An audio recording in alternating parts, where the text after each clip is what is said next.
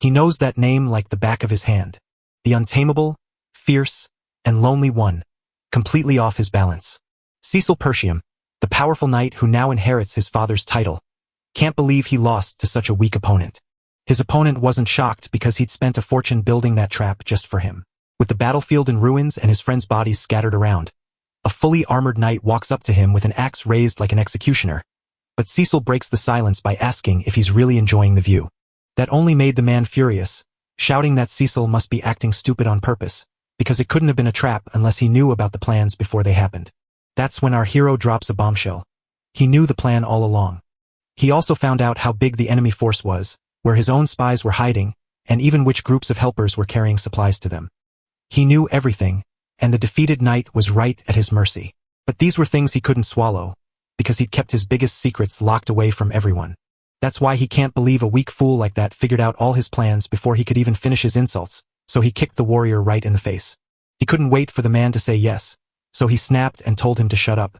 Our hero flung his helmet to the ground and declared he could take any hit they threw at him, because he would win every single war to come. He mocked his enemy by asking if he knew the reason why. Before he could reply, the boy claimed it was all part of his plan, even as life continued its normal rhythm a year ago in the kingdom of Lithuania. That was the moment the boy stirred, still in a daze, gazing at his hands as if he didn't know how he'd ended up there. The real shock wasn't finding himself in that bed, but discovering he was still breathing. That had to be impossible, since he knew exactly what happened just seconds ago. The swords clashed so fiercely that the force knocked him down and left him with no weapons left. His body was covered in wounds and he was completely drained from the long fight. That last push cost him dearly, as every wound he'd survived suddenly gave way all at once. His opponent shouted that the fight was done and that the mercenary king, one of the 7 strongest men on the continent, had been beaten. That moment also marked the end of the war, as our story's main foe, the mighty knight Aiden, was one of the 7 most powerful men on the entire continent. With his sword aimed at the boy, he asked for a final confession, and the boy replied that his only regret was never getting his revenge. He was so angry that he begged his opponent to just end the fight right now. Ian grinned mockingly and called himself a foolish, ignorant fool. He knew the mercenary was the heir to the fallen Persham family, but he'd heard the man had left the land behind after his sister died. Our hero's curiosity spiked, and he couldn't help but wonder how a noble from a faraway land could possibly know this. Aiden knew it had to happen, so he dug up everything he could find about the king of mercenaries. He joined forces with Duke Delphine to wipe out the Persham family completely. That scary news made our hero feel totally overwhelmed. He never dreamed that nobles had joined forces to destroy his family. But the Duke wasn't the only one to blame. Aiden decided that explaining everything to someone about to die would just waste time, so he chose to end the story right there. But those few words sparked Cecil's spirit back to life, and you started shouting that he would never forgive that man. Aiden told the dying knight he could do whatever he wanted, even though the other man was still threatening him. Then, he quickly performed a surgery to shrink the boy down to exactly 1 head shorter before walking away. Cecil suddenly remembers everything that happened just minutes ago, and now his neck is whole again. His mind is foggy and he starts wondering if everything was just a dream, while also noticing that he looks much younger. Suspicious and glancing around, he decides that if those arrogant mage fools have really turned him into a lab rat, he'll make them regret it. Just as that happened, another person walked into the tent. A familiar voice asked what happened to the young master. Ricardo, a soldier from the household, saw the young master was already awake and asked if he was ready to go now. But that soldier was quickly caught off guard when the young master thrust his sword right up against his throat.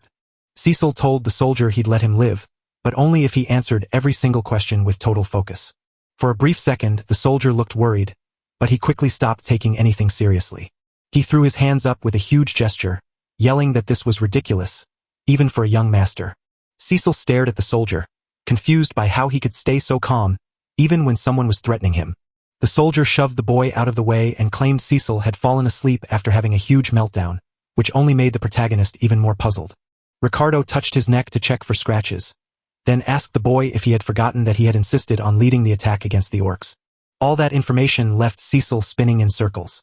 He couldn't believe he'd just thrown a tantrum, but Ricardo told him to pack up fast because he was waiting outside. Still puzzled, the boy asked where they were going, and the soldier replied that there was only one answer. They were heading back into Persham territory. That's when Cecil finally started to understand what was going on. His family's land was in danger, and even while confused, he remembered how everything ended up. He gripped the soldier's shoulder and asked him to say it once more. He wanted to know if they were really going back to the land that had once been totally destroyed. After talking to the soldier, Cecil crested the hill and finally saw his family's land with his own eyes. There was no doubt the land belonged to his family, and while it looked perfectly fine, he had seen it completely destroyed with his own eyes. Ricardo stepped up quietly to the young master, whispering his concern while secretly worrying that if the boy spoke out about the ruined land, his father would be furious. Cecil quickly pinched his own cheek to see if he was actually dreaming. As Ricardo fixed his face and realized it wasn't a dream, he watched him with worry. The young master looked totally confused, appearing much younger while his family's land stayed exactly as they were always meant to be. That meant he had somehow traveled back to the past. As a little boy, Cecil hated his family because they were so poor. His immature actions and deep sense of inadequacy caused him to create embarrassing scenes so often that even his own family started avoiding him. One day, he packed his bags and left his home because the endless nagging finally became too much for him to take. Years later, he returned home as a seasoned mercenary who had survived countless battles and earned his reputation, only to find that the lands of his family were now a ruin. That was the day he realized he had lost everything he had ever loved. Even with those bright, real memories, everything stayed exactly as it was, and the precious people living on that land were still here. It was almost crazy to believe he had been sent to the past, and he could barely stop himself from smiling as he realized it was all true. But the boy's common sense whispered that it was far too soon to throw a party. Rikardov had warned them they were there to fight orcs, and he would never forget that terrifying day. Because when TW came, most of the soldiers from that land would meet a violent end.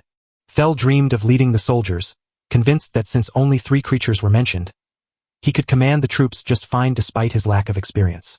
But instead of a glorious victory, the boy's stubborn refusal to let others lead brought a dozen terrifying monsters that slaughtered almost every soldier. Those creatures fought without a plan, making them easy to beat, but no one would listen to a spoiled boy on the battlefield. Before he could think of how to carry out his plan, a huge boom shook the camp as part of a tower blew up and flew into the air. It crashed down a few meters in front of our hero, sending pieces of it flying everywhere. The soldiers didn't waste much time shouting out a warning as the horde of orcs crashed down upon them. The creatures were marching right toward the camp. Cecil never thought it would happen this quickly, as the creatures' charge came at him way too fast.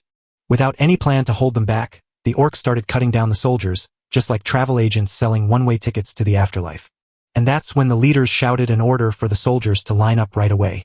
Knight Scoven, the expedition's commander, ordered his troops to stay calm and get into defensive positions. But the battlefield was already a mess, with the orcs acting like savage butchers. Scoven hadn't expected this ambush, and now he knew there were far more monsters out there than anyone had reported.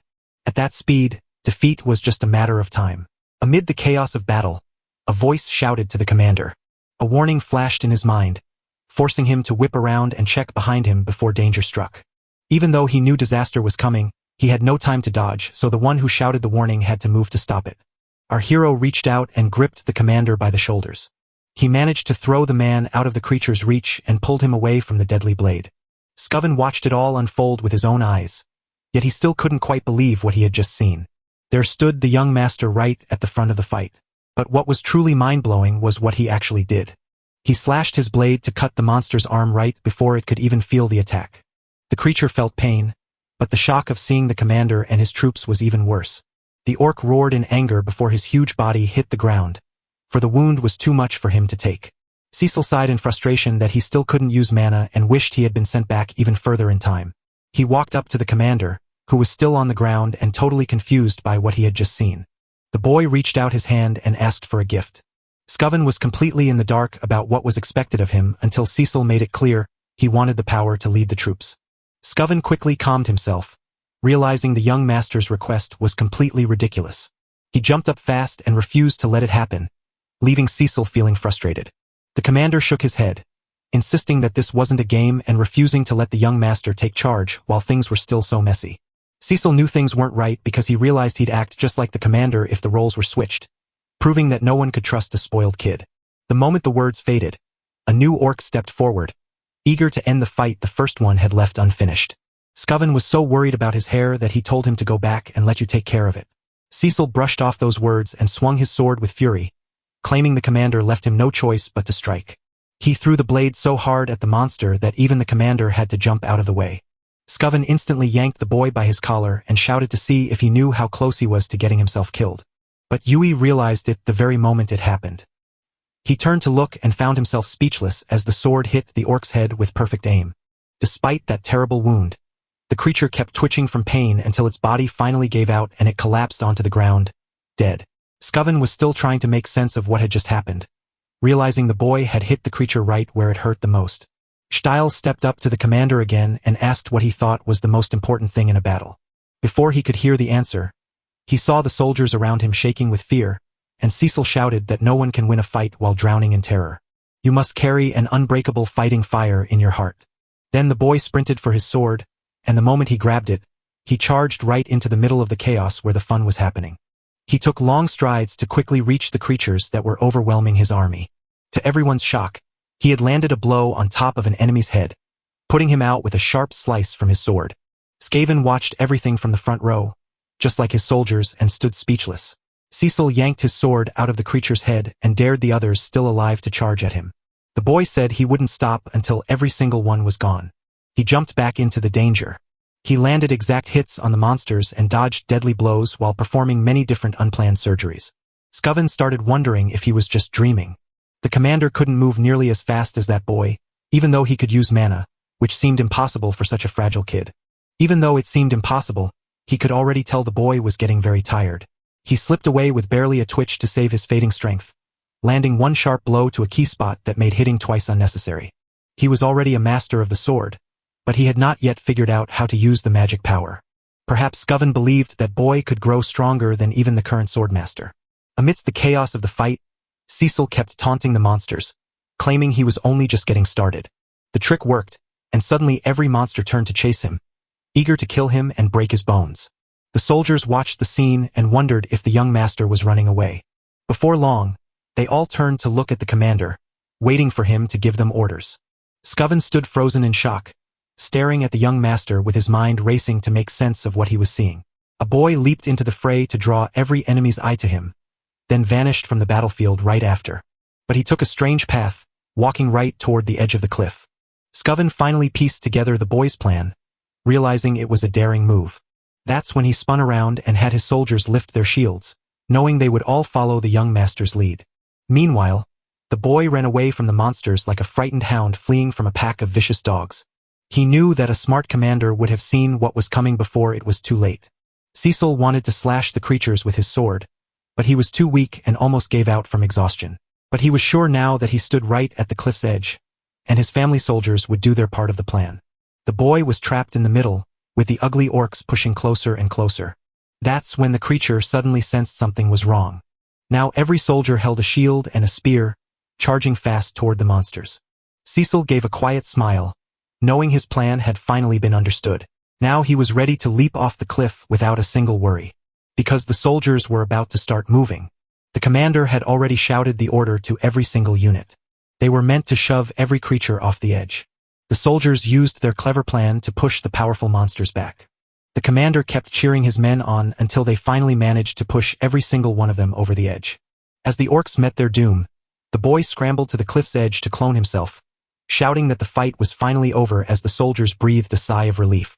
Yet the commander stayed worried, eager to learn about the young master he had seen wedging his sword into the cliff wall. He gave the commander a confident smile, acting like he knew the plan would succeed. For a split second, Scoven couldn't speak, but soon he squeezed out a smile anyway. Stretching out his hand, he gently invited the young master to try and grab it. But the boy had spent his last bit of strength and could no longer grip the sword's handle. So tired he couldn't even move his own body, he started to fall, sending the commander and his men into a panic. After a while, Cecil started hearing someone shout his name again and again. He knew that voice belonged to Helena. In a place that felt nothing like the real world, he faced a flood of memories from his brother. Cecil didn't look like the kind of guy you'd want to have a drink with, and he held up a piece of what looked like a broken mirror. He understood that what he was seeing were just memories of his sister. One moment he was walking, and the next, someone grabbed his arm. She kept begging him to come along, a feverish dream that felt very real. At last, Cecil managed to open his eyes and find himself lying in bed. He was slowly waking up and knew everything was all right. Even if he had no idea how they found him, he was alive, and that was the only thing that truly mattered. As he struggled to sit up in bed, the confusing dream flashed back to him so clearly it didn't feel like a dream at all. But before he could keep thinking about it, His body sent him an instant message. Everything ached because he had forced himself too far, especially since he still couldn't use mana. The creak of his movement in bed woke someone outside, who slipped inside to talk to the young master. Her huge smile showed just how relieved she was that he had finally woken up. Cecil stared in shock to find Belinda, one of his own maids, standing right there. She set a basin on the table and told the young master that she had been so worried he wouldn't believe it, reminding him that she had warned him the soldiers could have handled that problem all along. Just as she kept talking, Cecil jumped out of bed to give her a hug. Belinda was puzzled and worried she had done something wrong, but the boy just smiled, saying he was simply thrilled to see her again. She had been his shadow, sticking by him through every mess, and that made Cecil feel safe knowing she'd never leave his side. But once his family's land was gone, she disappeared too, and he never found her again. He never thought he'd find her again in this life, but Belinda says they see each other every single day. Cecil kept his arms around her, feeling he had to finally tell her the whole truth. So he asked her to listen very carefully, because the Pyrium family was in deep trouble. Shocked, she asked how the boy knew the truth, and he tried to explain that he had died and come back to the past. But Belinda thought he was just talking about what happened at the cliff. Cecil completely ignored his words and tried to explain, thinking the boy was in danger because his body was still healing. Immediately after, she started scolding him so hard that our hero knew she wouldn't believe a single word, and trying to talk her out of it was a waste of time. After taking a deep breath, Belinda asked if he would be able to enjoy the festival despite his injuries. The moment Cecil heard about the festival, worry tightened his face, and Belinda wondered if he'd already forgotten. Even as Helena eagerly counted down the days to celebrate with him, she hoped the two siblings could be close again, just like they used to be. Cecil suddenly recalled that every year at this time, his town held a special festival. He reached for a nearby picture frame, peeked inside at the photo of him and his sister. In his previous life, he couldn't join the festival because the battles he fought left him too scared to enjoy the celebration. Things had changed, so he asked Belinda about the festival, and she said it would happen in just 1 week. Suddenly, the boy knew his time was running out as that fateful day approached, right until the moment someone knocked and asked if Cecil was inside. The memory of that day stuck with him and never left him again. He remembered Helena pleading for him to come to the festival with her, only to realize the person who had entered the room was his sister, who would lose her life within a week. The moment Cecil spotted his sister again after so many years, he raced over to give her a big hug. Belinda was so shocked she didn't know what to do next. Helena was instantly confused and wondered if her brother was just playing a prank on her. Cecil kept her close and told her he had missed her. Helena felt sick with disgust at the whole thing and shoved her brother away. Cecil winced at the shove and started to wonder if his sister was really that tough. Helena told Belinda she only came because she was asked, and while she promised not to forgive her brother easily, the boy had no clue what she meant. She reminded him of his own cruel words, telling him to stay away because even the sound of her breathing annoyed him, and Cecil couldn't believe he had ever said such a thing. He admitted he hadn't been close to his sister before, but hearing those words made him realize just how mean he'd been, so he told her he was sorry. Linda and Helena stared in shock, guessing that a hard bump to the head must have turned their brother into a stranger. Cecil declared he was the one who defeated the monsters and simply couldn't stand hearing anyone say he'd been beaten by them. The moment he finished speaking, his whole body ached again, prompting Helena to doubt him since he'd just been carried into the room on a stretcher. As he grew in pain, the two of them started laughing, but it didn't bother him. He suddenly knew he was living his life once more, and that quiet moment was unfolding just like he had remembered it. It was almost impossible to fathom why he had thrown his life away. He turned down his sister's invite to the festival because of what went wrong with the soldiers on their trip. That turned out to be the very last time he ever saw her face again. Helena was found in pieces right beside her guards. The regret burns in his chest, a constant fire reminding him he should have walked away with her that day. So lost in his own mind, he barely noticed the knock at the door before someone asked if they could come in. It was Helena's own guards, Jamal and Felipe. The girl asked if anything had happened while they waited outside. The guards apologized and handed over a note from the servants, saying that Helena had to check on the festival supplies. Cecil couldn't understand why his sister had to take charge of this big job. Belinda told him that if he really paid attention, he would understand that nobles only made such demands when they needed more workers in their lands. He couldn't believe things had gotten this bad, and as his sister stepped away to fix it, he finally saw how much he had hurt her before. He said he'd help her, hoping to start a new life, which left his sister completely shocked. Helena glanced over her shoulder with worry, noticing how much her brother had changed. Belinda reacted the same way, and now both of them really thought the boy must have hit his head somewhere. Once they stepped out of the house, they walked toward the town square where the festival was waiting. The moment our hero stepped forward, a cold chill ran through everyone around him. Helena told the boy to go, saying he was just in her way, but he kept trying to help, and she said the only thing he could really do was walk away from the square. Cecil realized his sister's body had been discovered in a nearby alley, meaning she must have been tricked or pulled away against her will. To stop it from happening, he had to figure out exactly what was going on inside the castle. As his sister shoved him forward, one of the guards stepped up to talk to the boy. Cecil knew that voice the instant it spoke. Old Fergus, panting hard, breathed a sigh of relief that the young master was safe. Loyal to the boy, Cecil had ridden as fast as he could after hearing he'd been beaten by orcs, and now he begged his friend to stop talking about it. For Helena, this was the perfect chance to ask the knight to take her strange brother back to his room. Cecil realized his reputation was a problem, so since he couldn't change his life right now, he decided to gather more information throughout the week. He turned to Fergus to ask about the castle's training hall and begged to be taken there, leaving the mag utterly confused and wondering what the young master had in mind. Cecil then told him he was about to begin his training. Since the old man has known the young master since he was a boy, he couldn't help but be shocked. He nodded to the boy and pointed the way. The moment Cecil stepped into the hall, he couldn't help but stare in awe. Every corner of the place was kept spotless, making the whole scene truly amazing. He knew he could train there without any trouble. A peaceful spot far better than anything he ever dreamed of when he was just a mercenary long ago. Fergus told us he'd taken great care of the place, just in case the young master ever wanted to come back and use it. He knew the boy had been lost for a bit, but he kept hoping the boy wouldn't be gone for long. Cecil felt humbled to see that man still holding on to hope, even in his past life. He prayed the old man would live a long, quiet life, since death is never a pleasant thing, and Fergus smiled at that thought as if the young master had already lived a long time. Cecil claimed he was sharp as ever after dying and coming back, but Fergus politely told him to stop making such nonsense. The boy sent the knight away to start his training, and Fergus promised he would stay right there in case anything happened. In his first life at that age, he believed every person around him was trying to hurt him. But then he saw clearly that he had been a complete fool. Now the boy had just 7 days to test out some of what he had learned. Another noble's son was wrongly blamed for what happened to his sister.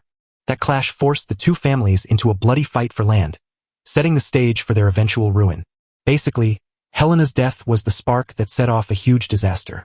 Now the boy would do everything right, starting with his training. He had to build his strength fast before his short time ran out. At the very least, he had to learn how to control mana. This was a magical gift that let people break their own bodies to do the impossible. While most could barely feel that power, Cecil managed to train his mana even while the battle raged around him. The trick was to pull all the air into a big ball and squeeze it tight. Cecil had fought in thousands of battles, so building a mana core was hardly the toughest challenge he'd ever faced. It was no wonder he ended up as one of the 7 strongest men across the whole land. Back in a former life, he found some curious notes that sparked the idea for his own special way. Cecil found that he could stack more than 1 mana core, and even with this new power, he was already pushing toward his 3rd. Born with these secrets, he tried to unite them all to gain great power, but his body soon broke under the pain, forcing blood from his mouth and nose. After that training, he finally realized his body could only handle 3, even though he used to make 5 in his past life. That move let him unleash a massive, crushing blast, but it drained his magic reserves like a fire burning through dry wood. Actually, that very problem was the reason he lost his last life. He had already fought that enemy while weak, and if things had gone differently, Cecil would have won instead of losing. The trick he'd made was always wobbly, but time and his own youth made it perfect for this moment. When they met again, Aiden would be the one sent home. He vowed to crush Duke Delphine and everyone hiding in his shadow, and soon the festival day arrived. After all that training, our hero finally tied a sword around his waist and got dressed. While others strolled around just having fun, he kept his own goal in mind. Helena's eyes went wide with shock the moment she caught sight of him. She never thought her brother would actually turn up, and even though he was at the festival, she felt sure something was wrong with him. Cecil told her that everyone in the land should have fun at the festival. Helena told him she noticed he had been acting weird and that all he'd done all week was just train. Still asked if it was a problem for a family that trains every night, and the girl told him he had never cared about that in his whole life. She even told them their own dad was so annoying he should just give up his noble title right now, and hearing that made Cecil feel so ashamed he couldn't breathe. Even though he was acting strange, Helena told him she liked this new version of him better. It felt like he had finally gone back to being his true self, leaving the boy lost in thought after realizing what happened over the last week. His actions were already shifting how everyone else acted. Belinda told Helena's guards to keep a close watch on the young master as well. Cecil was steers the story forward, but he couldn't see every twist that his choices would set in motion. He had to use his foresight to guide his actions and change with the times. He has already prepared himself for whatever that night will bring. While Helena happily picks up every little thing at the festival, Cecil stays sharp and on guard. She strolls through the area with nothing but joy in her heart, while the boy stands guard, keeping a sharp lookout. By the time the night was over, she laughed and said it was really fun, but admitted that this same thing happens every single year. She wanted to find something new to do. Cecil saw the festival winding down with nothing happening yet, but he wondered if just being there was starting to change everything. Lost in thought, he overheard someone asking his sister if she wanted to give something new a try. He mentioned that a friend told him something was different going on in another part of town. Helena warned that she'd hold him responsible if the night wasn't fun, and Cecil just watched her disappear. He was absolutely certain who was behind it. It turned out her own guards were the real traitors who caused the terrible disaster. Since Helena was little, those two have guarded her like her own shadow, always being the people she trusted most. Back then, people thought they died defending her, but the boy soon found out they were actually part of it. Cecil trailed right behind them, and the guards shouted that they had finally reached the spot. They found themselves stuck in a narrow alley with nothing but empty walls to see. Helena looked around in vain at the filthy spot, only for a guard to claim the festival was just around the corner. So she told him he was crazy since nothing was actually going to happen there. Cecil looked around and finally understood what was happening. It wasn't a dead end, because every street that could have been an escape route had been shut tight. It was obvious he'd been set up, and before he could move, Helena grabbed his arm. She tried to leave, claiming, "This must be the wrong place," but a guard begged her to stay just a bit longer. Once again, Cecil couldn't grasp how his sister was so strong and asked if she had been secretly training. Helena bumped into a guard blocking her way without even noticing it. He told them to wait just a little longer. As Philip started to speak up more, the girl thought his actions looked odd. She told me they were acting strange. Then Jal explained that they never meant to frighten her, but they had agreed to a very interesting offer. Helena stood frozen, her mind reeling as those words hit her hard. Right then, someone else stepped out and said they were there too. And that mysterious man wasn't alone. He had two tough guys walking right beside him. Frank told us that the soldiers had done their part of the plan. Jumel moved up to him and said that pulling it off was a sure thing, and now they had to take the next step. Frank saw the Count's son standing there and knew for sure he wasn't part of the deal. While Helena shook with fear, our boy stood calm and unshaken. The rotten guard claimed the boy was a prize, not knowing that following them was his own path to death. Cecil asked the guard if he truly thought Cecil would walk away alive after betraying the Count's children. Jumel told the boy to finally look out for himself, because the two guards had made enough gold to live the rest of their days without ever having to lift a finger again. They were sick and tired of living in that terrible, poor place that was constantly getting attacked by wild enemies. He showed that others wanted to leave that land just as much as they did. Before the speaker could finish his boring talk, our guys cut through the guard's body. Jamal was so shocked by what he saw that he barely had time to even understand it. That sudden strike left everyone in the alley frozen in horror, turning those who weren't terrified into silent witnesses. Cecil said that wasn't an excuse for selling them out. Now he could focus on catching the other traitor. Philip couldn't believe his weak enemy had defeated his companion. So he grabbed Helena to protect himself, only for our hero's sword to pierce right through his skull. He started to tumble forward, fighting back through the sharp pain that made him rise.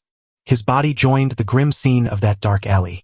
Frank's thugs started wondering if they really had the Count's useless son, since they didn't expect him to know how to fight. Frank spotted the change and guessed the guards were caught off guard, but watching the boy knock out two of them in seconds was just amazing. And on top of that, he could pour his magic directly into his strikes. Helena froze in sheer terror and begged Cecil to tell her what was going on. Our boy kept his mouth shut, because he wasn't ready to spill the truth on her just yet. With one exact hit from his hand, the girl fell into a deep sleep. He did it so she wouldn't see what was going to happen there. As soon as he placed his sister's body on the ground, the killer politely said thank you because they were going to take out the guards next. And he also said the boy was far different from the rumors. A man with glasses and a pipe in his mouth asked Cecil if he was hiding his real skills. With a sword in his hand, our boy declared that the answer didn't matter. But he was already plotting how to take down those three enemies. The henchmen weren't a threat at all, except for the guy with glasses who looked like he had tons of magic power. Cecil knew he had to end the fight quickly, so he was already getting his threads ready in his hands. He questioned the men who hired them, but Frank said it didn't matter since the boy wouldn't live long anyway. Our hero laughed and admitted he didn't think they'd ever help, knowing that in just a few moments they'd wish they had. One henchman stepped forward to battle, but Frank held him back, knowing they had to keep the boy alive just to make him suffer and drive the count to the brink of madness. The more he hurts, the more his body stays away from him. The moment the orders arrived, the two assassins leaped into action, completely unaware that our boy was actually a legendary mercenary from a past life. He reached out and tossed an unlit candle at them.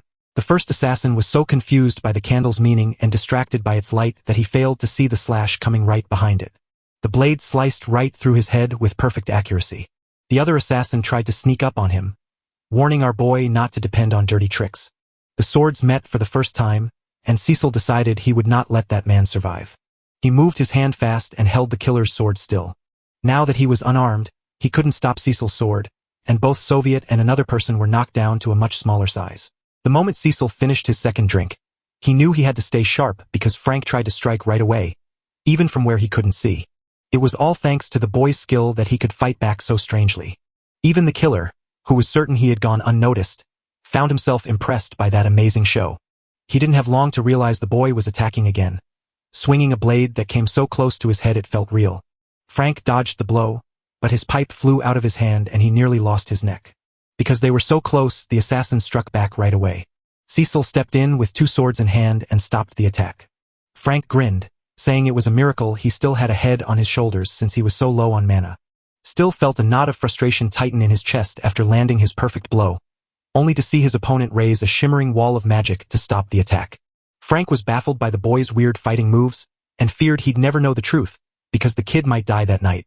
Frank sounded sure of himself as he said he wouldn't lose to anyone with less mana, and that place would become the grave of our hero. Even with all the threats and pressure around him, the boy kept smiling, which made the assassin feel very uncomfortable. Distracted by it, he didn't notice our boy kicked the assassin right in the face with a crushing blow. The hit was so hard it knocked him backward. With his glasses shattered, Frank tipped his hat and declared he wouldn't be beaten by someone with so little magic. But right as he finished speaking, he suddenly started coughing up blood, completely confused by what was happening to him. The pain was so terrible that it knocked him out of the battle. Everything moved too fast for him to know what struck him, but the heavy blows were strong enough to smash right through his magic shield. Cecil walked up to him with a steady heart, telling him that while he used to be in the dark about his sister's murder, he now knows exactly who did it. Cecil growled that he'd make sure everything was paid for. As Frank unleashed the power of his third core and watched his own underwear vanish in the chaos, he wondered how that boy could grow his magic so fast. The answer arrived as two sharp, deadly swords. The assassin knew he could not match that fast pace. Still, he fought hard just to buy himself a little more time. But he was running out of strength while the boy kept pushing him harder. It wasn't easy to turn away all that power. To him, the fight was getting absurd, and his hands were already pounding from blocking those hits. Even if the boy could boost his own magical energy, he still couldn't possibly hit with that much force. The killer had never seen a move like that before. Felt like he was staring at a stranger. The assassin raised his sword to block the next attack, but he forgot that the blade had to stay whole. That's how our boy finally scored the first hit on that gross monster. The first one to actually hurt him and make him wish he wasn't in that place. Determined, Cecil pressed his blade forward to end it all. They launch a sharp, unblockable strike that cuts straight through the enemy. The blow made the assassin writhe in agony as he spat blood violently. Just as he was about to crash to the floor, Cecil grabbed him by the arm and slammed him hard against the wall. Now that things were under control, he promised to pick up right where he had stopped. He held the assassin in his grip and asked one more time who had sent him. When all else failed and he needed to win the fight, the assassin made his final desperate move by reaching for a hidden dagger to end the girl's life. He had the blade ready to launch. That's when he felt something weird, like his hand was stuck fast to something. Cecil told the assassin to quit his silly tricks. It would be way better to start answering questions because if he agrees to help, Cecil might even take that sword out of his stomach. The assassin realized the threads were made of mana and he couldn't move his body. He had no idea when the boy had gotten everything ready. Cecil pressed harder against the swords, believing that the assassin's skill would keep him alive. Unless someone breaks his mana core. That's when the assassin knew things were getting too dangerous. Because our boy hit right at his mana core. The sting wasn't just sharp pain, but a burning fire that tore through him from the inside out. The moment the core shattered, the raw power surged through his entire body. Frank said the boy was so crazy that he might blow up the whole neighborhood. But Cecil promised it was only dangerous for those without skill, and he knew how to make the method work without a single problem. That's when Frank knew his troubles were only getting deeper because the look in the boy's eyes was real, not a lie. His eyes held the sad promise of someone ready to give up on life. The desperate assassin finally broke and admitted that Count Desmond was the one who hired him. He told them they needed a reason for house per diem and house deal to start fighting. Cecil kept double-checking the info, even though he already knew the answer. In his past life, the villain Yuka Delphin always made the lesser nobles do the dirty work for him. The boy wondered if that was why the killer came to end his sister's life, and the man nodded to say it was true. With all the answers he needed, Cecil shoved the sword deeper into the man's belly. Frank froze in fear, convinced the boy had sworn to let him survive. Cecil was puzzled that the killer, who had taken so many innocent lives, suddenly seemed scared of dying himself. Since there was no way to stop it now, the killer grinned. His death meant nothing because he had already made sure the House Deld would go to war, and no one would ever believe a useless boy like him. Soon, a war over land would tear the boy's family apart. So tired of just listening, our boy smashed the man's face and shouted that he had something to say, reminding him he'd already died once. And now everything was about to change forever. With his manic or pushed to its absolute limit, the assassin started screaming even louder.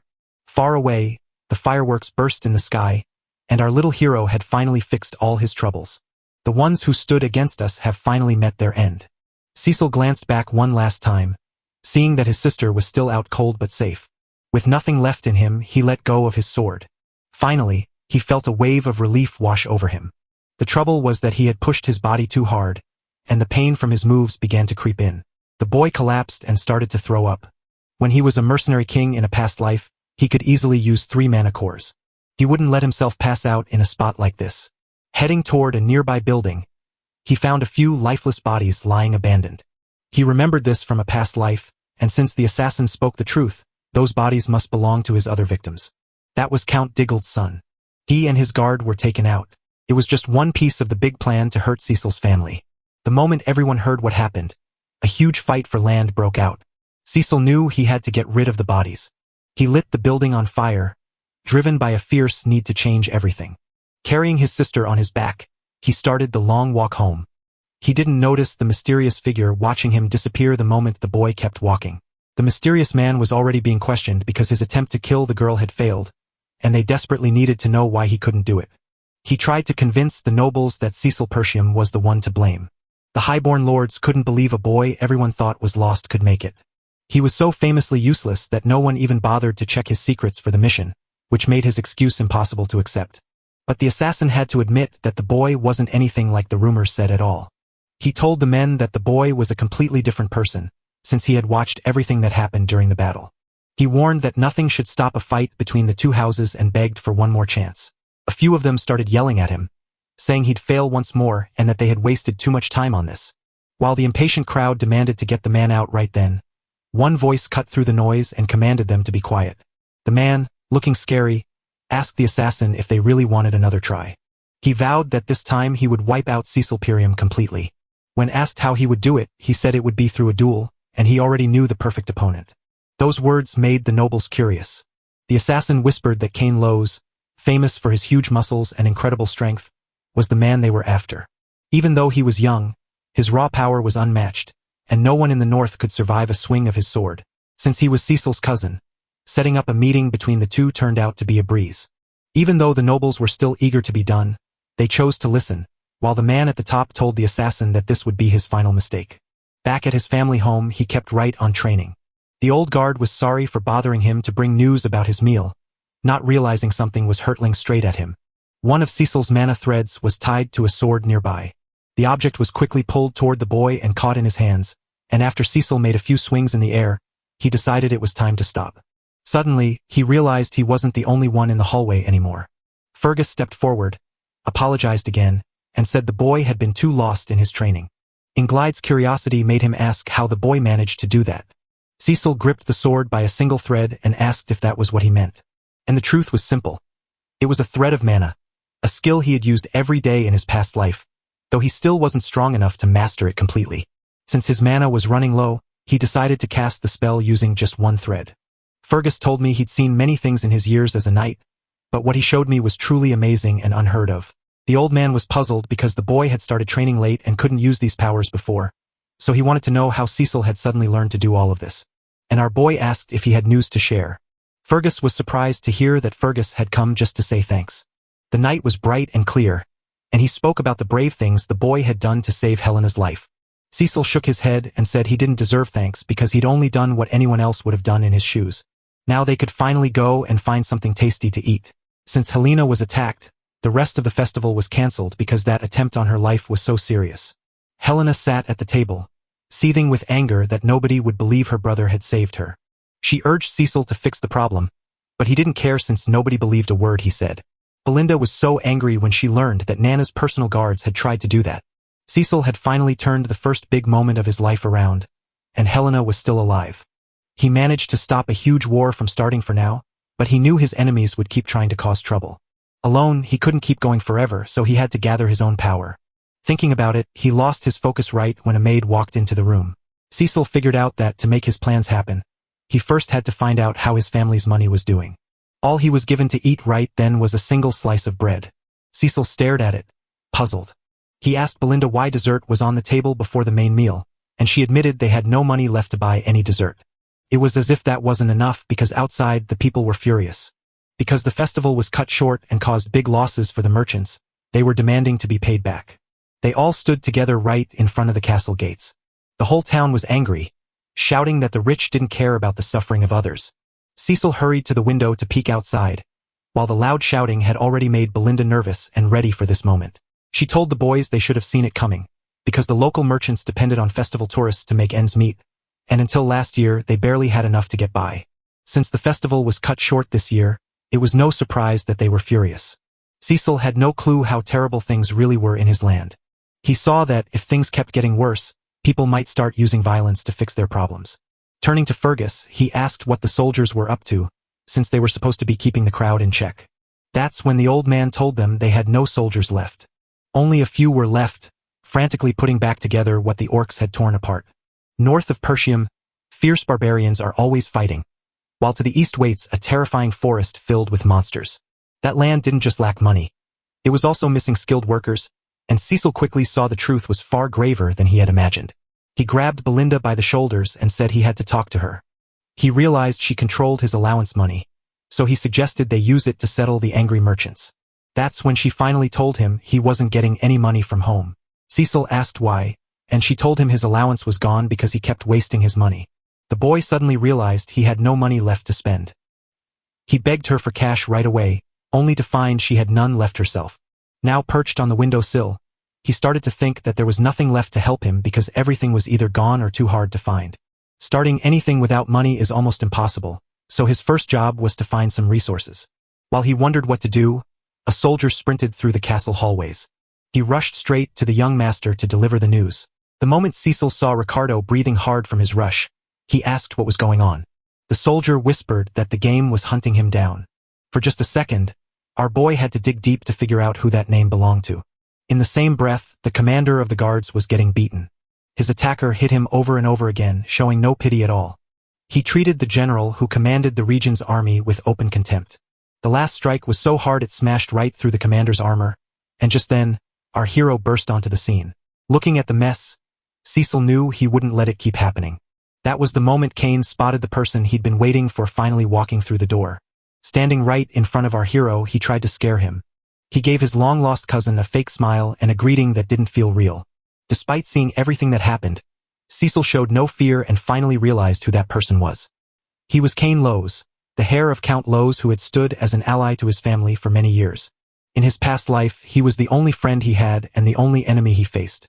Kane walked up to our boy with a calm face, stepping right over the soldier he'd knocked down. Cecil stepped up to Ricardo and asked him what had gone down in that place. He explained that they had arrived because of a special promotion and found Kane standing with a guard, asking if the rumors about the young master were real. Scoven started telling us exactly what happened. Before Kane could finish his words, Kane yanked him by the face, convinced every syllable was a lie. That's the way things always turned out in that place. Kane explained that his anger was right because the old man was spreading lies about his cousin defeating orcs, so he decided the best thing to do was to help the old soldier think clearly again. If he hadn't told those lies, none of that would have ever happened. Cecil knew Kane wasn't there by chance. And besides, that was just Kane's personality. He treated Cecil like his personal servant. Every time he showed up at Cecil's family's lands, he brought trouble that no one could stop. Even though he made things difficult, nobody ever dared to think he was weak. This was practically the opposite of our hero, who had always been crushed by a deep feeling of worthlessness. While Kael got all the praise for his big confidence and charm, Cecil was just treated like trash, and our hero stayed quiet as the silence stretched on forever. Kael waited for the attack, especially since he had just called the boy a liar in front of everyone. Not long ago, something strange happened inside the Lowe's mansion. Sun approached Kael with a chilling request to end his cousin's life. If he pulls it off, his master will stand by House Lowe's with everything they've got. Kael explained that killing that fool wasn't the problem, but the real trouble was he belonged to a noble family, meaning he couldn't just kill him without a good reason. The man said it would be easy if he could challenge us to a duel and make it look like a simple accident. He even joined Kael in disguise as his personal guard, because chances like that don't come around every day. Kael never imagined anyone would dare stop him from taking his cousin's life. But the truth was, he didn't care at all. He began to think people were plotting against Cecil before he could grow into an even bigger danger. If that was truly the reason, he was ready to work with them. He turned to our hero and asked why he was still waiting. Kael was surprised to see him still quiet when he should have already shown him everything he planned. Since the festival was cancelled, he came over to celebrate and cheer up, saying they always agreed on that. He asked his friend what he thought of the idea, but his voice was cold. Cecil paused in silence until he remembered something and asked if Kael was talking about it. He used to have to stop by that city just to bring drinks and ladies for his cousin. He did it back then only out of fear of getting beaten and because he was too tired to keep paying that braggart's bills. Then he suddenly remembered that he no longer got any money from his parents. Our boy had a sudden realization just as his eyes landed on the perfect chance. That was the path fate had set for him to earn a living. Kael felt his patience wearing thin and shouted Cecil's name to get his attention. He urged him to speed up and grab what was needed, since he hated waiting around. Cecil assured us there was no problem, though he had to take care of one small thing first. He told us his cousin owed him some money. Cecil's totally different attitude left everyone present completely confused. Kael leaned in and asked what he owed him. Cecil rattled off everything he'd already set up, reminding Kael that it all cost money and he still owed him 1,000 gold coins. Kael insisted his cousin was blowing things out of proportion, claiming there wouldn't be more than 100 coins. Not only that, but Cecil used to do all of this just to say thanks and show his friendship. Cecil shook his head and said that wasn't true friendship. He had just been pretending to be a friend. Then he told Kael to hurry up and hand over the cash before getting crushed on the spot, since Cecil was desperate for the money. As the two traded words, the crowd watching them started to whisper to one another. Ricardo was already terrified, sure the young master had completely lost his mind. At last, Kael made himself stand up. He wasn't happy with Cecil's polite answer because it felt too nice. He told Cecil that he was fooling himself by thinking he'd grown stronger and lying about knocking out knights. That's why people in the north gave up on him. Kael swung at our hero, who calmly waited for him to get close and swayed out of the hit like the world had suddenly slowed down. His actions left everyone in the crowd completely shocked. Kael tried to hit the boy again, but his fists never landed. On top of that, Cecil launched a counterattack that crushed one of that jerk's ribs. Keenan was in such agony, he might have soiled himself if his guts had any contents left. And just when he thought it couldn't get worse, Kael got hit a second time. But he managed to pull his face away just in time to dodge that second hit. Even though he was blocked, Cecil stayed calm because Kael dropped to the ground right after, too weak to take the force of that first hit. The knight, who was really a hidden assassin, sped up to the boy and asked if he was all right. Cecil played it cool, telling his cousin to move because he'd blocked the strike, while the hidden killer couldn't believe how brave he was acting. The crowd watching the scene whispered to themselves, wondering if Master Cecil had truly knocked out that huge man.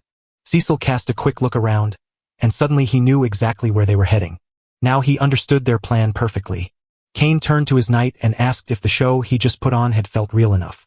With everyone hailing it as a triumph, they could finally blame Cecil, giving him every reason to challenge him to a duel. Thinking he would win support, Kael stepped up to issue his challenge. This was the perfect chance to finally cut loose from the useless family tie to Persium. He pulled a glove from his pocket, ready to challenge you to a fight. He called the way he was attacked dishonorable. But before he could finish his words, a glove came flying and hit him right in the face. Cecil had been the one to throw down the challenge. Kael got caught off guard and felt really annoyed. Cecil declared that he had been publicly shamed before his people and that he was the very heart of that land. One of his knights had been attacked, so he refused to let it go and demanded to know if Kael was ready to quit. After burning with rage, Kael fell silent until he started smiling and called his cousin a fool, but he never guessed that his words would end up digging his own grave. He stepped up to Eben's challenge and agreed to fight, noting that no one should blame him if a boy lost his life. Poor Kain, who has no clue that the hero is about to knock him out, still grabbed for Ricardo right away. He ordered him to call in all the merchants who were shouting at the castle doors that day, telling them they had a once-in-a-lifetime chance to make a fortune. The festival crashed to a sudden halt and threw the whole town into chaos, yet a handful of tourists still wandered the area. They were all probably keen to spend their time and the money they'd brought. Cecil was getting ready to throw a big party to have fun with them. Standing at the very top of the arena, he was surrounded by his people. A fight with his cousin was about to start, causing a mess of pillows to fly everywhere as people cheered for the balding man to finally get his comeuppance. Outside, the merchants were also finding ways to sell a few items. While others saw the opening, they jumped in to place their bets. It was almost everyone's pick for Kain to win. The towering warrior hammered his sword into the earth, sneered that our hero was making fun of their sacred fight, and vowed to keep his blade moving even if his opponent begged for mercy. But our boy felt no fear at those words, because he knew exactly what those bastards wanted, that outcome. With the crowd now gathered around, they were finally ready to start. That was when Kain's knight spoke up once more. He never imagined this would become a serious wager. Soon, a few folks stopped him to ask what he really meant by that. That's when the man running the betting pool announced that no one had placed a single dollar on the young master to win. Cecil felt no surprise at all, for he hadn't even had time to change his reputation. People whispered that the useless one couldn't possibly win the duel, so betting on him felt like gambling on something impossible. Kain whispered that even the folks of that land were turning against those very people. Someone offered to change the bet and asked how long Cecil could keep going. That's when a man set a big bag of cash down on the table. The commander of the soldiers bet everything on the young master winning, and even though everyone doubted him, that brave act made Cecil smile. That soldier wasn't the only one who had put down a wager. Helena and Belinda stepped up to place their bets, rooting for the young master to win. This gesture shocked everyone, especially our hero, who had just begged both of them for money. Everyone in the town was shocked when Helena decided to place a bet. Helena wondered if the money was enough, while Belinda tried to warn her about the dangers of such a big bet. The masked killer didn't look happy about any of it. Kain complained it was all a waste of time, but Cecil said that since he was older, it wasn't right for him to strike first. Still, he pulled out his own blade, proving he was ready to fight. He called out to Kain to step right up to him. The giant of a man thought it was just someone trying to annoy him. With the attack about to begin, he declared that nobody cared if Cecil was old or not. The moment the referee started the game, Kain charged at his opponent with all his might. The mountain of muscle built on Trembolone crashed down on our hero like a meteor. Cecil gritted his teeth, throwing every bit of his strength into keeping his guard up as their blades smashed together with a brutal crash. Kain told him there was no point in pretending he cared about his reputation. With a quick slash of his sword, he almost took the boy's weapon away. He swung the hilt at him, but Cecil slipped away easily. Still, he had to dodge the next strike because his cousin was swinging that sword around like a massive club. The crowd suddenly saw the truth. Kain just needed to land one single blow to take the victory. Cecil, however, didn't look the slightest bit impressed by what was going on. Belinda grew so worried she asked Helena to stop, but the girl didn't seem at all concerned. But the assassin realized it was too late, because as Kain's foes clashed with him, they walked right into his trap. After seeing how destructive that power was, they froze in fear and spent all their time just trying to dodge it. That made them get tired fast, leaving a gap that led straight to their last defeat. That's the way Kain had won every fight until this one, where he kept pushing forward while our boy kept slipping away from every hit. While the fight was going on, he started making fun of Cecil by saying he moved like a rat. But that wouldn't be enough to keep him alive. Kain swung hard to land a final hit, but his opponent blocked it right before it could connect. By shifting his grip on the blade, he swung the sword's guard to catch Cecil and fling him high into the air. Everyone started to panic, and the assassin knew the fight was about to end. Cecil had no choice but to take the hard hit from that fall. And just down in the arena, a massive mountain of muscle was waiting for him. Cecil used his mana threads to land safely, then sprinted across the gap so fast that his cousin, Kain, couldn't even move to stop him. He glanced back over his shoulder, trying to make sense of the chaos he had just seen. The assassin saw that Cecil had used his magic to make his legs stronger, which is how he closed the gap between them. That was just a tiny taste of the power he really had. Cecil told us that his cousin used that rough trick to scare his foes. But now he was ready to show him the real truth. Kain started to feel insulted by that comment. He prepared to attack again, telling his cousin he couldn't hurt him. Before he could strike, Cecil kicked the bottom of his sword. As he blocked the attack, he also cut Kane's arm. Just before he hit the ground, Cecil landed a few more punches. All of it just made the huge, muscular man even more furious. Even though he swung with lightning speed, he still couldn't land a single hit on Cecil. This time, our boy stepped on the blade to freeze it in place and stop his enemy. That gave him the perfect chance to land a clean hit. His move was quicker than Kane could react, so the blade sliced right across his neck. Cecil stayed cool as his wife Emmy's body began to show every wound it had taken. A crowd watched the fight until it took a shocking turn that left them wide-eyed. It's hard to believe Cecil has gotten so much better that some are now thinking he might actually win. Helena stood so straight it was obvious she never had even a single moment of doubt. Even the soldier's commander found himself smiling. While the disguised assassin was busy destroying another pair of underwear, Kane noticed his wounds were only scratches and realized Cecil had done it on purpose. Feeling a bit scared, he started to wonder how that useless kid managed to get so much better. Meanwhile, Cecil watched him with a sneer, but only decided to toss his own sword away when he saw Cecil's dirty look.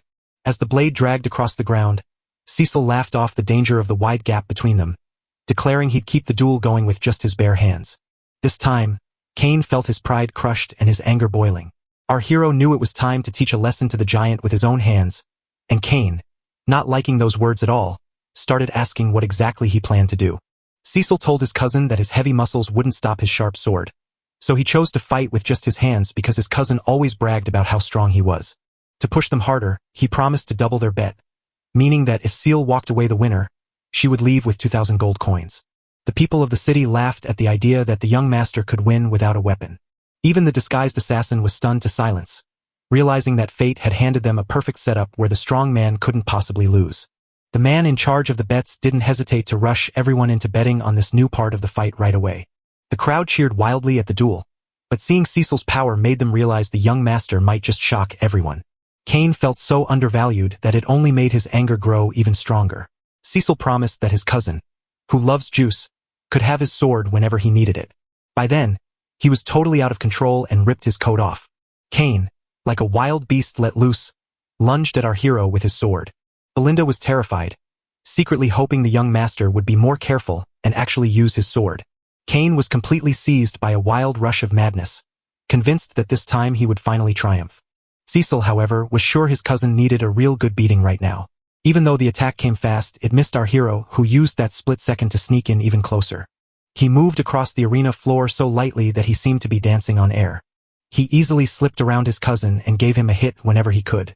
This time, he wasn't going to hold back, and was ready to land a hard punch to his cousin's jaw the moment he saw an opening to hit that idiot. The result was exactly what you'd expect. Kane's head flew back as if it had been knocked clean off his body. Trying to get over that hit, he had to lean on the ground, totally lost. Kane couldn't figure out how his opponent was moving so much faster than him. With the giant finally knocked out by raw power, the crowd stared in awe at the young master's talent and began to hope he might actually win. Cecil told the giant to stand back up because they were just getting started.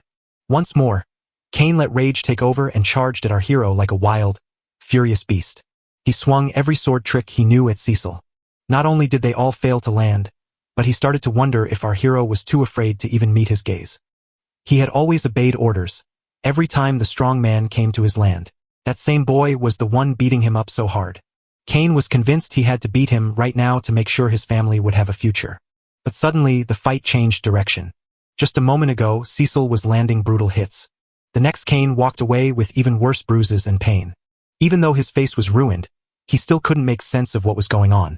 That's when Cecil yanked him by his hair to lift his face, and our hero admitted he felt bad for the cousin's dad. The Count was one of the few who pulled the Pyrium family from ruin, all because he was a close friend of our protagonist's father. Even with such a noble act, his son acts completely differently. It looked like something from the boy's past suddenly woke up inside him. Long ago, he once asked his dad why he was sending help to the Persian family. The family was struggling, and the boy couldn't figure out why his father would risk so much for a friend when that friend's land was already lost. That was a thing the boy couldn't figure out at all. His father was already on his way back to that land once more. He begged the Count not to leave. While all the other nobles turned their backs on the people in need, his father was the only one who stepped forward to help them. When the Count's son asked why, he simply said, "We're friends, so there's no special reason." The mountain of muscle ended up remembering just that. His hand was about to smash his own face again. This time, Kane closed his eyes without a single flicker of reaction. Cecil was shocked he hadn't been hit again and told Kane he hoped he had finally learned his lesson. He held out his hand and asked his cousin to help him up. Kane paused for a split second, trying to figure out what that gesture meant. With his head bowed low, he admitted defeat in a dozen ways, declaring to the crowd that he had lost the fight. Even though it was clear by the middle that the beating was going to end badly, everyone was still completely shocked. Even though their victory made no sense at all, our hero, Helena, Belinda, and the soldiers all started cheering. The hidden killer stepped forward at Kane, his face twisted with rage. He couldn't figure out why that giant of a man had let a tiny mistake end their fight, especially since he wasn't supposed to lose so easily. Kane turned his face away and said he had nothing more to say to that man. That just made the killer even angrier. That was the moment Cecil stepped up to him. It was plain he had to handle something important right then. The killer didn't know what he was trying to fix. Cecil shouted from the back that he was buying drinks and food for everyone in Kane's place, leaving the poor man red-faced with embarrassment. He called the offer silly and demanded our hero take it back right away. But the boy grabbed him by the shoulder, proving the assassin still hadn't realized he was in trouble. Cecil admitted he had to pay for losing the fight, noting that the man he defeated was likely carrying a lot of money that belonged to our hero. He promised to pay the full 3,000 gold coins without ever forgetting. Cecil did everything he could to convince the man not to try running away with his unpaid debt, and the assassin soon realized he was in a very tough spot. Cecil walked out of the arena right after he said yes to the deal. The next morning, our hero found himself inside his own room. He set a heavy chest down on the table. The moment he opened it, he found it brimming with gold coins. That generous sum could hire a small army of mercenaries, but knowing life wouldn't wait for him, Cecil pressed on with his big plans ahead. Belinda and Helena leaned in, wide-eyed and totally captivated by what they were seeing. Cecil felt a bit uneasy, so he asked what they wanted. Helena couldn't help but wonder what her brother planned to do with so much cash. Cecil offered her a bite, but she just smiled and said she was only asking a question. Belinda chuckled, noting that the answer was clear since she already knew exactly where the young master would spend his money. Amelia's birthday was almost here, and she thought the young master had spent all that money to buy her an incredibly expensive gift. As the two girls debated how he should spend his money, the boy stayed silent because he had no idea he even had a fiancée. Belinda told him not to act shy. They both knew he was pretending to forget about his fiancée, the Countess of Leopold, until finally, his memories snapped back into place. He knew exactly who that woman was, Amelia Leopold. Her people adore her sweet and humble nature, but they don't know she's hiding a dark secret. She is about to become a witch who will lead a rebellion. She joined Count Deline to crush the Pyrium family, but to our hero, she is just a traitor. Realizing he could finally do so many things, he broke into a wide smile. He asked Belinda when her father would be back, and she said it might take another week. The boy knew he had plenty of time. He stood up from his chair and said he was going to visit the Leopold territory. But Belinda reminded him that his fiancée's birthday wasn't until later and asked why he was going so soon. The boy didn't bother hiding the truth. He just said he was going there to get more money. Amelia is always cursed with a spider landing right on her face. She set a pair of shoes on the ground and asked the child to put them on. She lived among the poor, and that is why they held her in high regard. The child's face turned red and he looked away, clearly feeling ashamed of the thing that just happened. The girl declared that if anyone were to walk barefoot across her lands, it had to be her. She told her guards to get food and beds ready for everyone. As soon as they arrived, they started taking all the luggage out of the carriages. Before long, everyone was thanking her for the plenty of supplies. After making that grand show for everyone, she went back to her big house. Even though she was promised to another man, someone was having way too much fun scrubbing her feet. Bernaf, one of her knights, told her she had done wonderfully that day. Amelia told that her daddy made those folks obey him all the time.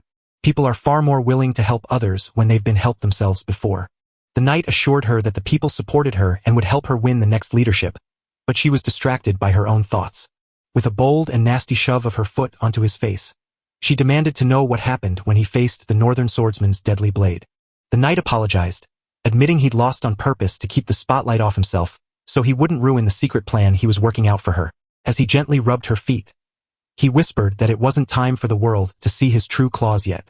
The moment he stopped talking, he dropped to his knees and started kissing her feet just like a true lover would. My God, our hero has no clue that he's carrying a heavy weight right over his head. She told him he was right and that she had given a lot to him too. Then she grabbed her knight by the head and told him that he could not let fear weaken him, no matter what happened. When asked about the company, he said there was no need to worry about a thing. The Persham family used the money Count Lippo sent them every year to buy everything they needed to rebuild what the monsters had destroyed, and it all came from their own company. On top of that, they were also recruiting every soldier and knight who had fled, many of whom were seasoned warriors hardened by constant battles against monsters and barbarians. Amelia insisted the company had to look like a normal business until they could stay out of sight. Suddenly, the butler burst in and cut their talk short. The night was quiet, and as Amelia rested, she asked the butler who let the man into the garden without warning, only for him to say that Cecil had arrived from the gates to pay a visit. Amelia was stunned and couldn't help wondering why such a useless boy was even there. The butler began to stumble and sweat profusely because he hadn't finished delivering his message. Cecil told her he'd come around just to chat about her company. They walked into the meeting room and found the woman who intended to weigh down his shoulders sitting right across from him. Cecil welcomed her with a warm smile. The woman stayed quiet, and the cat on her lap looked like it wanted to hiss at the guest. She said it was really rude of him to show up without giving any warning. Cecil said he brought a present for her because her birthday was coming up. He handed her a flower he just picked up from a nearby shop and told her he was going to buy from them from now on. He tried to recall the name of the action company. Amelia was so doubtful of Cecil's words, unsure what he meant, that after accepting his gift, she decided to end the meeting right then. Our hero wasn't happy with her attitude and wouldn't even answer his calls until that moment. He called out her full name and ordered Fancy to sit down again. He accidentally let some of his magical energy slip into the air, sending a chill down her spine. Amelia couldn't explain the pressure, especially since the fool who couldn't meet her gaze before now acted with way too much confidence. Cecil cut right to the chase, telling her he needed 10,000 gold coins. The girl was completely thrown off by this. She never thought her fiancé would travel all this way to ask for money, and when he showed no shame and claimed it was his own idea rather than his father's orders, she couldn't help but wonder what he was really up to. On top of that, he knew she wouldn't marry him, so he knocked her tea onto the floor. That made her so angry she was ready to explode. Cecil promised that if she took over her father's spot, she could marry anyone she wanted, including the guard standing right outside the door. It would be a real shame if someone discovered she was quietly gathering an army for the fight over the throne. Once the boy claimed the cat had gone crazy and almost lunged at me, Amelia scolded him for his reckless words, but Cecil promised to keep the secret unless he left empty-handed, which Amelia said wouldn't happen. Then she summoned her private knight. Bernaf walked in with the quiet confidence of the man who always comes second in a woman's life. He greeted our hero and said it had been a long time since they last met. Cecil knew a few things about that man. He was so strong he could fight the greatest swordsman in the north. The boy warned her that dying there would start a war, and he asked if that was really what she wanted. Amelia had everything planned, ready to tell everyone that Lunatic had attacked her guards and lost, a story that would be the only one they ever heard. She gave her knight the order to slay our hero. With the stubborn determination of a man completely under control, he promised to do whatever he was told. Cecil knew there was no other way out. He'd also have to get serious. They stood ready to start fighting each other. He saw that his enemy's eyes showed too much confidence. That's when he knew a weapon was probably hiding in that room. One of the armored suits turned out to be hiding an assassin who lunged at our hero. With a quick move, the assassin stabbed right into the sofa where Cecil had been sitting. Cecil moved fast, leaping off the couch just in time to dodge the surprise attack. Seeing the assassin fall through the air, he kicked his stomach and sent the fool flying right out the window. Bernaf and Amelia stared in shock at the sight they had just witnessed. Cecil never saw the assassin in the room waiting to ambush him, but after his fiancée put on a polite show while she plotted, he paid for the night. Their swords finally locked together as Cecil shouted that every knight of House Lippold was a traitor without honor. The knight claimed that Cecil had been the rude one, showing up without warning and making Amelia feel uncomfortable. To the knight, a person like that was simply beneath him and deserved no respect at all. Much to our hero's surprise, the opponent grabbed Cecil's sword hand just long enough to slash him deeply. Cecil not only slipped the blow but used his stance to spring a high kick at the knight, then slammed into his chest hard enough to throw him off balance. In that way, he managed to pull away from his opponent. The mag couldn't believe the rumors, since Cecil was supposed to be a useless boy with no skills at all. After trading a few blows, he knew for certain that Cecil was no amateur. Amelia started to feel uneasy and asked Bernaf what he was doing since his opponent was just a boy. She looked annoyed and told him to hurry up and get the boy's head if he really wanted to be her sword. That is when Bernaf realized he was just a tool for Amelia, and he loved playing that part. He held his sword tight and promised he wouldn't let her down. We are all set to take another hit from our hero. Cecil asked if the knight was giving him orders, because if he was, Cecil knew exactly where he stood. Bernaf claimed he was just being polite, But since the boy wouldn't stop insisting otherwise, he decided to follow Cecil's orders and slowly moved closer to our hero. In a flash, he closed the gap and stood ready to strike hard. Cecil narrowly dodged a move that could have been deadly. He barely dodged the enemy's fast attack before getting cut on his face. And the knight wasn't done yet. The two started trading hits over and over again, moving so fast it looked like a blur. Amelia watched from the sidelines, baffled that her pampered fiancé could stand up to a real knight. She knew the fight was already won because her knight was keeping the pressure on, no matter how shocking the result might seem. Cecil swung his sword guard first to strike near the knight's neck, a move that was deadly but left his weapon too far away to use again. For the fourth time in this tale, someone foolishly took a sharp sword and blocked it with their bare skin, wearing only a thin cotton or linen shirt for protection. Let's not forget that Cain once gripped that blade as if it weren't sharp at all, which is truly bizarre. The knight seized the moment to attack, yet he missed once more. Cecil told him he'd seen that move before. He knew his opponent's moves and used that knowledge to catch him off guard. The boy spun quickly to change his aim, but his opponent stood firm and slipped the flying kick right out of the way. The knight warned that the counterattack would only work once. Then he flung our hero's body down to the ground. Cecil held his breath for the crash, and it hit him with a force that wasn't even close to being gentle. Just as the knight's sword was about to pin me to the ground, Cecil stepped in at the last second and knocked the blade off course. Right after that, he managed to run away from them, but he left his sword behind in the struggle. Cecil finally saw that the knight was holding back his blows with magic power. Bernaf told us the boy was nothing like the rumors said, and he admitted you only really know someone after fighting them. He realized that Cecil's sword skills came not from lessons, but from years of fighting barbarians who taught him their own moves. He hurled the boy's sword far away, declaring that while such a trick might survive the chaos of a battlefield, it would never work against him. Cecil realized his boy's talent had limits, and that the opponent was just as terrifying as he had feared. His quick, steady pushes made it hard for the boy to judge the distance, and being so much taller only made it worse. This wasn't the fight he should be having, but the boy knew time was running out, so he pulled out his mana threads. With a flash, he slipped his sword back into his hand before the knight even noticed. By the time Bernaf spotted the threadman, his sword was already soaring toward him. Luckily for the knight, the sword's guard knocked him out before the sharp blade could end his life. Cecil saw a chance to get close to his opponent and rushed right at him. He used the force of his swing to slam his knee right into the knight's face. Bernaf stood dazed and confused after getting hit twice, with no clue of what had just happened. Amelia's hope vanished as she saw Cecil, now with his foe wounded and confused, easily finding the open path to slash his defeated knight. The next hit was brutal enough that the knight barely held his shield up, as the sheer force crushed against him. The moment he stood steady, he used his strength to hurl the boy aside, but Cecil didn't hesitate. He kept his eyes locked on the fight and stepped forward ready to charge again. Bernaf knew things were turning deadly, so he rushed to tell Amelia to flee the room right now because he could no longer promise her would be safe. The knight had lost his patience and wouldn't hold back anymore. Steil had been waiting for just that moment. It had been a long time since he met an opponent this interesting. Amelia snatched up her cat and rushed out the door, her heart pounding with anger and shame over what her fiancé had just done. She also wanted to find out who had leaked the company's secrets to him, because there was no way he could know so much on his own. Thinking about the recent rumors about him, she guessed he'd probably just gotten lucky or someone had made the story way too big. But after watching him beat up her knight, she was finally sure it was all true. Thinking about this, her face grew icy as she set out to find the knights she'd hired.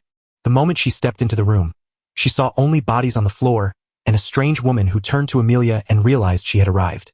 Belinda smiled and said it had been a long time since they last met.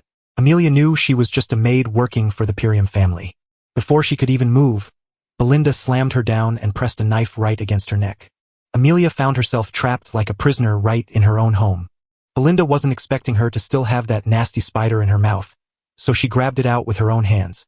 She told us that at the engagement party, she accidentally heard the counts talking to each other. After her brothers used to tease her with spiders, Amelia turned the tables by raising her own. Maybe she was fighting to heal from her past, or maybe she was just acting stupid. No matter what happened, Belinda told the spider it didn't suit her, stomped it flat with her foot, and then ordered it to obey her new commands while Cecil kept fighting the knight. The air in that room felt totally different now. That was a whole lot of magic power. Bernaf wondered if the boy had truly called him an interesting opponent. That's the kind of thing a mercenary would say. He was fed up with the boy bragging about being noble and acting like he was on the same level as Amelia. Cecil, come on, you're the noble here while that guy is just a knight who clearly doesn't know his place. They were about to clash once more. Their swords slammed together in a flash of lightning-fast movement. The knight claimed the boy was a disgrace to nobility, so he charged forward with a burst of quick thrusts. Cecil had to push his skills to the very edge just to keep up with his opponent's perfect aim. The back-to-back strikes put him under intense pressure. That knight wasn't holding back anymore. Cecil flicked his blade to warn his opponent to slow down, deflected the final blow, and readied a swift counterattack aimed right at the knight's head. But the way he moved was nothing short of amazing. He swiftly moved his hand to block Cecil's strike with great skill, parrying every attack that came his way. Even though our hero had charged forward, he still couldn't land a blow, so the knight warned him to watch out. Cecil's final strike came true as his blade sank deep into the boy's flesh. When blood sprayed through the air, Bernaf stood frozen in shock at what he had just seen. Cecil managed to roll his shoulder away at the last second, almost as if he had already guessed where the blow was coming from. He stepped right back into the fight, moving just as fast as he had before. The knight knew he couldn't relax his guard for even a single moment in this fight. But he was set on beating the boy no matter what. Before the swords could meet again, the knight hit him in the ribs, proving that fighting with skill is very different from just swinging a blade for fun. The knight's strength was amazing and fun, just like Cecil had imagined, but his opponent kept using speed to close the distance and stop every attack. Cecil felt he couldn't win because his opponent's blade was always just an inch away from cutting him, and he needed more power to survive. That was the only thing stopping him from winning this fight. Cecil knew he had to end the fight with his next punch. As he gathered his strength, he realized his opponent was unaware of his secret power, and once he unleashed the third core, he moved with shocking speed. He slipped aside to stop the knight's strike, keeping his own sword locked tight against the guard. Sliding to the side, he dodged the enemy's shot just in time. By the time the move finished, his opponent had been completely disarmed. That was the moment Bernaf saw just how dangerous our hero really was. Just as his sword was about to cleave the knight's head open after pouring all his extra mana into the final strike, Amelia's cry forced him to hold back at the very last second. Amelia promised to give them the 10,000 gold coins and tell them to get out. Still muttered that things had gotten far too complicated and that she should have simply given him the cash while he was still being nice.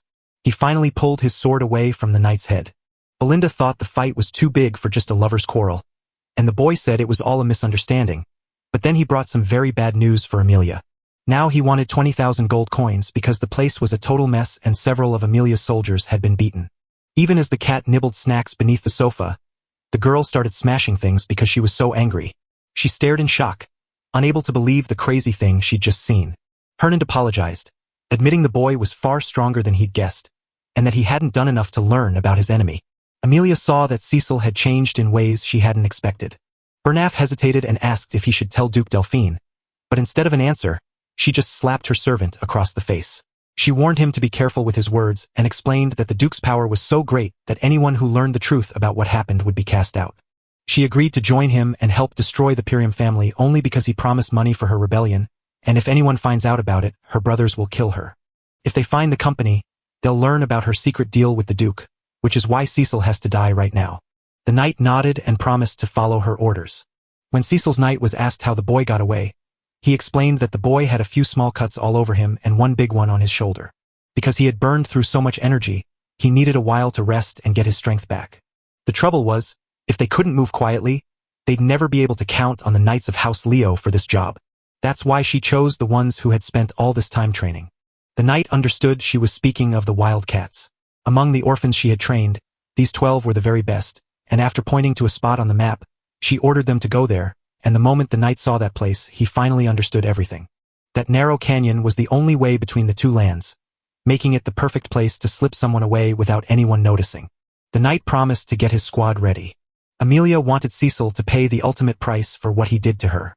Our boy sat inside the carriage and felt something strange. He wondered if it was the last trace of his fiancée's anger still burning inside him. His worried knight asked if the young master was okay, but Cecil told Fergus that everything was fine. The cut wasn't deep and his body held up well, even if he might have pushed himself a bit too hard. With 20,000 gold coins, he had plenty to rebuild his land and buy himself a few more years. It would have been perfect to finish her off, but doing so would have started a deadly fight over territory, and he couldn't let his anger put his family at risk. With the barbarians already causing trouble to the north, he had to plan his next move with great care. Amelia would struggle to plan her next move since he now knew where her troops were, and this time he intended to use that secret to its fullest advantage. Belinda watched our boy with wide eyes, certain everything had gone exactly as he planned. She was told to drag out any guards if she heard fighting in that room and grab Amelia the moment she walked away. Cecil wasn't happy with how things turned out, noting that he'd given Fergus the exact same order. That's when he felt something weird happening inside him. That night, Belinda's heart sank as she watched the signs of pain on his face. Cecil realized the strange feeling was just a side effect of unlocking his third core, and even though it wasn't as bad as before, he knew he couldn't let it keep happening. He had to figure out how to get more water flowing. Before he could see, Belinda was quietly checking his vital signs. Holding a needle in her hand, she told him his tangled mess of flow was quite a sight to see. She made a few quick, exact cuts, and the boy knew she was an expert, yet it made him feel like he was about to throw up. When he tried, a huge puff of steam burst from his mouth and his body felt a little stronger again, proving that only someone with perfect mana control could do such a thing, and he knew it was his mother who had brought in the extraordinary Belinda. Even though he'd known her his whole life, she remained an enigma, and Cecil couldn't help but wonder what kept such a powerful woman in that tiny town. Given how things were going, having powerful allies around him wasn't a bad thing at all, because it was only the start. The carriage rolled on toward their home. Belinda told us she'd help him with anything she could because she believed in him, so she needed to know why he'd gone to Amelia for all that money. Cecil told me he needed it and that Amelia was the only person he knew who could help. His answer was so simple that his friends were left speechless. Belinda couldn't believe he ended their engagement over this and even asked if he knew what might happen if the Count found out. Cecil promised her that his fiancée wouldn't be able to tell the Count, and then he asked Belinda if she truly believed him. She finally agreed after a hard struggle, but she needed to know how he planned to spend the money, since everyone had taken a dangerous risk because of him. Cecil spoke of a forest filled with monsters, leaving the woman frozen in fear. The boy promised he would definitely claim that land. Fergus warned that the young master couldn't do it, saying everyone else had failed. Cecil asked the knight what he wanted him to do before they went into the castle. He paused for a moment before giving his answer. The knight claimed the person we sought was there, yet he didn't look quite right. Fergus paused to ask himself if his heart truly longed for that person. Cecil insisted that as long as he was alive, that was enough and they would go there, but Belinda argued they had to go back to the territory because he couldn't keep walking around injured. Cecil leaned in and asked if she really thought Amelia would let them leave her land after everything they had done. Belinda trusted in their skills and praised Fergus as a great knight, but Cecil told her it wasn't her job to say that. She was a unique fighter, exactly the tough soldier he needed on the front lines, and that was the person they were about to meet. The boy tapped on the door a few times. Belinda thought the place had been empty for ages, but Fergus insisted this was exactly where they needed to be. The door finally swung open to reveal an old man waiting to greet them. He wanted to know who those visitors were. Everyone was stunned by his appearance except for our hero. Belinda wondered if he was truly hunting for that man, since he looked far too broken to ever stand on a battlefield. But the boy was certain this was the person he'd been searching for. Walking back into his home, the old man declared that he was a nobleman with no time to waste and ordered everyone to leave. Cecil told us he used to lead the Ratatosk mercenary group called Helen. The old man turned back with a worried look, and our boys said they had been eager to meet him. Fergus stood stunned for a heartbeat while Ricardo watched him, and they both recognized that mercenary group. The Rafados became famous legends because every single one of them could pick up and master any kind of weapon. Though they broke up long ago, their bravery was legendary among all knights, and their captain was the great Jillian. Our hero stepped forward, saying he'd traveled all the way just to meet him. The old man, clearly angry, threw an axe at our hero. The weapon went just a few inches from his head, on purpose. The knights Belinda sent were so scared they couldn't stand still. Jillian never thought she would run into folks who knew his history. Knowing the man could be dangerous, Cecil's friends stood ready to fight for him. Jillian had little patience and quickly asked why anyone would even bother coming to see her. Belinda told the young master to step back because that old man was definitely in danger. Our hero spoke of endless punishment, and it clearly caught the old man's attention. He claimed to know a cure for the illness that was making his daughter suffer so much. Now that he had told Cecil about the man's interest in him, the sickness brought on a burning fever, a cough that spewed blood, and strange red flower-like marks spreading across the skin. It got its name because the sick ones looked like prisoners sentenced to suffer forever. Once they were inside the old man's house, they found his daughter struck by a terrible sickness and in terrible pain. He tried everything, but there was no way to make her stop hurting. Cecil saw the girl and knew he still had time before it was too late. In his past life, he tried to recruit Jillian but arrived too late. The man had lost all hope after his daughter died, and judging by the state of that house, it seemed he had spent everything while searching for a cure, leaving only his weapons. The girl was hurting so badly she begged her dad to let her go. Cecil got ready to go, Knowing he couldn't afford to waste a moment there, before he could do anything, Belinda grabbed him by the shoulder. She told the boy he had to get out of that room. But this sickness can't be beaten with force, not even by a priest's blessing, and she thinks the boy is helpless against it too. Despite her warning, Cecil insisted he could fix that girl. Seeing Belinda was so upset, he reminded her that she had already promised to trust him. Now she stood frozen in silence, trapped by the promise she had made.